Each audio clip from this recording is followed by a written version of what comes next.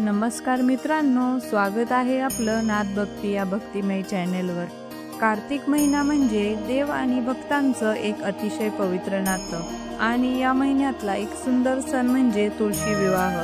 चला तर मग आज आपण जाणून घेऊया या तुळशी विवाह मागचं खरं गूढ, त्याचं महत्त्व आणि त्यामागची एक अत्यंत भावनिक कथा।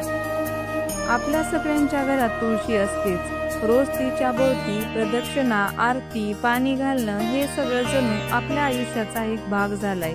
पण तुम्हाला माहित आहे का, ही तुळशी माता म्हणजे फक्त एक झाड नाही, ती एक जीव आहे, एक भक्त आहे, एक पत्नी आहे।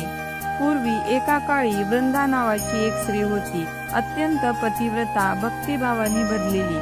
तिचा पती होता दैत्यराज जालंधर। वृंदीच्या पतिव्रतेच्या तेजामुळे देव सुद्धा त्याचा पराभव करू शकत नव्हते। तेव्हा भगवान विष्णूंनी एक योजना आखली।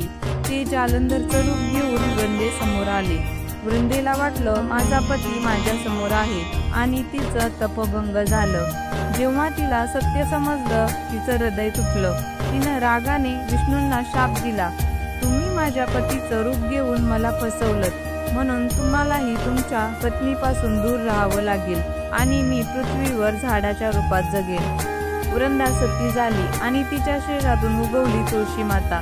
भगवान विष्णूंनी तिची प्रार्थना ऐकली आणि म्हणाले, हे वृंदे, तुझ्या भक्तीला मी वंदन करतो, तुझ्याशिवाय माझं पूजन पूर्ण होणार नाही आणि प्रत्येक वर्षी कार्तिक महिन्यात मी तुझ्याशी विवाह करीन। आणि तेव्हापासून सुरू झाली तुळशी विवाहाची परंपरा।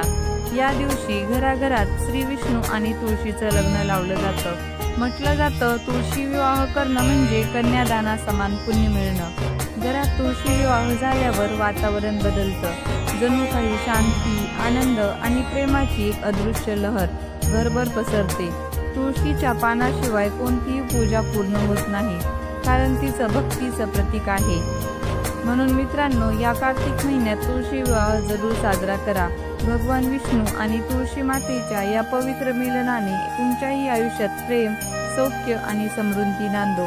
जर तुम्हाला ही कथा आवडली असेल तर लाईक करा, शेअर करा आणि आपल्या नाद भक्ती या भक्तिमय चॅनलला सबस्क्राईब करायला विसरू नका।